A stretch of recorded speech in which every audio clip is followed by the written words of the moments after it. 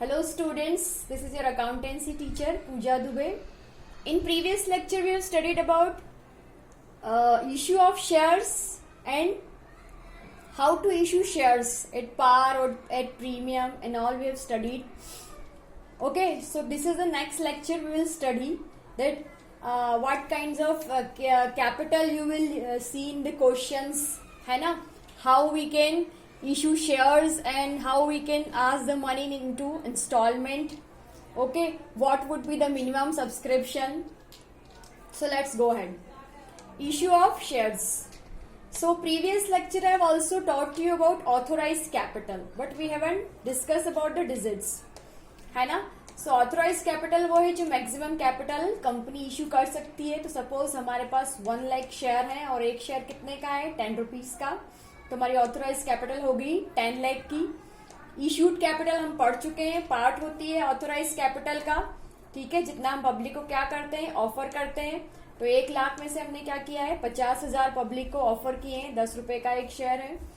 Unissued कौन सी है जो बच गई है ना? मतलब 1 लाख में से अगर 50,000 हमने इशू किए हैं तो जो 50 नहीं इशू किए वो कैसे है अनइश्यूड, हम चार्ट में पढ़ चुके हैं, ठीक है. सब्सक्राइब कैपिटल कौन सी होती है जो पब्लिक परचेस करती है. हमने पब्लिक को 50,000 शेयर खरीदने के लिए बुलाया और पब्लिक ने कितने एप्लीकेशन हमको रिसीव हुई पब्लिक की तरफ से 45,000, ठीक है. तो वो क्या हो गया सब्सक्राइब कैपिटल. अनसब्सक्राइब अंडरस्टूड है, हमने आपको 50,000 शेयर खरीदने के लिए बुलाया, आपने 45 के लिए एप्लीकेशन आपको मिली और जितने के लिए नहीं मिली वो कैसा है अनसब्सक्राइब, ठीक है. और कॉल्ड अप क्या होती है वही कैपिटल जिसके लिए पब्लिक खरीदने के लिए आती है और उतना ही पैसा हम क्या करते हैं पब्लिक से मांगते हैं 10 रुपए शेयर्स के नाम से, ठीक है. और पेड अप वही पार्ट होता है जो पब्लिक परचेस करती है, वही हम क्या करते हैं पेड अप इन्हें जो पे करती है जो हम रिसीव करते हैं, है ना. जो पब्लिक पेड करती है और कॉल्ड अप इन्हें जितना कि हम पब्लिक को पेमेंट के लिए बोलते हैं. और जो पार्ट पब्लिक पे नहीं करती है वो not fully paid up capital कहलाती है. ये हम चार्ट में समझ चुके थे, ठीक है ना. अब हम देखेंगे कि शेयर्स जब हम क्वेश्चन करेंगे तो हमारे पास क्या क्या होगा. तो हमारे पास ऑथोराइज कैपिटल होगी क्वेश्चन में, इशूड कैपिटल होगी और सब्सक्राइब कैपिटल होगी. ये तीनों कैपिटल आपको क्वेश्चन में देखने को मिलेगी, ठीक है ना. एक चीज और, जब भी हम क्या करेंगे शेयर इशू करेंगे पब्लिक को तो हमको एटलीस्ट 90% उस शेयर इशू का पैसा हमारे पास एप्लीकेशन हमारे पास आनी चाहिए. अगर नहीं आती है तो हम पब्लिक को पैसे वापस कर देते हैं. ये कंपनी का क्या है क्लॉज है. 90% ऑफ शेयर इशू जो किए हैं आपने शेयर इशू किए उसका 90% अमाउंट आपको मिलना चाहिए. जैसे हमारे पास 5 लाख हमने शेयर्स क्या किए इशू किए, उसका 90% मीन्स 45,000 हमको मिलना चाहिए, ठीक है. गेटिंग. तो ये क्या हो गया मिनिमम सब्सक्रिप्शन, ये एक क्लॉज है. अगर ये फुलफिल नहीं होता है तो हम पब्लिक को उनका पैसा वापस कर देते हैं, ठीक है. अब क्या होता है कंपनी से इस क्लॉज के लिए कंपनी के पास कुछ सोल्यूशन होना चाहिए, अदरवाइज कंपनी कभी शेयर इशू ही नहीं कर पाएगी.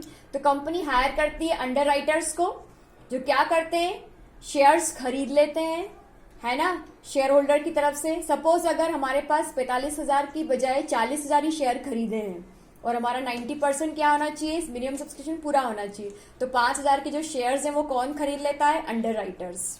अंडर राइटर्स को क्या फायदा खरीदने के लिए कंपनी के शेयर खरीदने पर, तो उनको क्या मिलता है कमीशन मिलता है, ठीक है ना. तो 90% मतलब आपने जितना इशू किया उसका 90% आपके पास एप्लीकेशन आना चाहिए, नहीं तो हम क्या कर देते हैं एप्लीकेशन का पैसा रिटर्न कर देते हैं. 3 चीजें आपको क्वेश्चन में देखने को मिलेगी.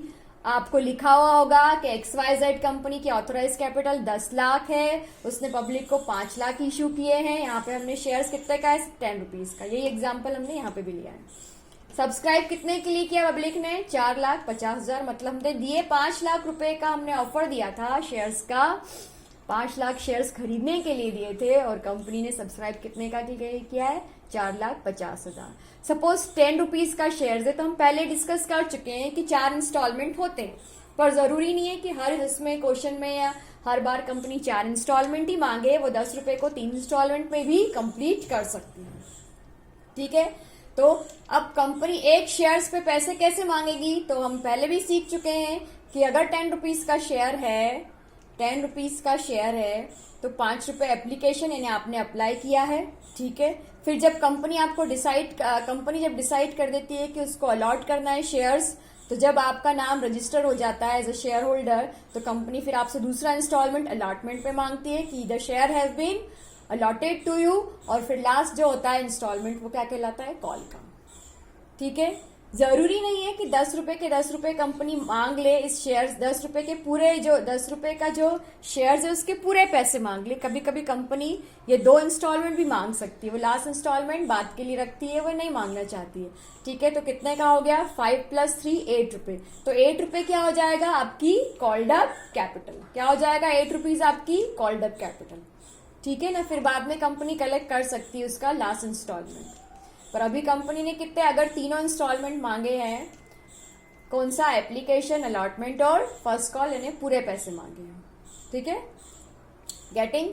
तो हमने यहाँ देखा कि शेयर इशू करते हैं तो ऑथोराइज कैपिटल क्या होती है, इशूड कैपिटल क्या होती है, अनइशूड क्या होती है, सब्सक्राइब जो पब्लिक खरीदती है जिसके लिए सब्सक्राइब करती है, अनसब्सक्राइब क्या होती है, कॉल्ड अप क्या होती है, पेड अप क्या होती है, और जब आप इशू करते हो तो मिनिमम सब्सक्रिप्शन क्या होना चाहिए, है ना।